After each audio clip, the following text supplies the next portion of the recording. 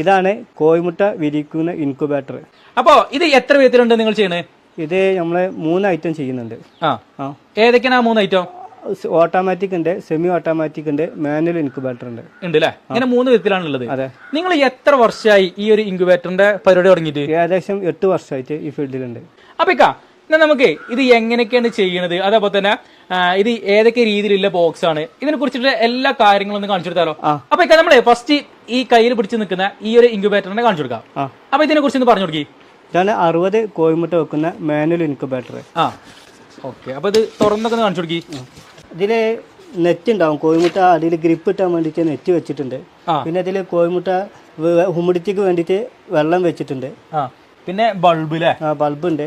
പിന്നെ ഇതിൽ അഡാപ്റ്റർ ഉണ്ടാവും, പിന്നെ ഒരു മൾട്ടിപ്ലഗ് ഉണ്ടാവും, പിന്നെ ഇൻക്യുബേറ്റർ ഉപയോഗിക്കേണ്ട കാര്യങ്ങൾ ഡീറ്റെയിൽസ് ഒക്കെ ഈ നോട്ടീസിലുണ്ടാവും. ഫുള്ള് കാര്യങ്ങൾ ഇതിലുണ്ടാവും. ഇത് തെർമോക്കോളിന്റെ ബോക്സ് ആണല്ലോ. അപ്പോൾ ഈ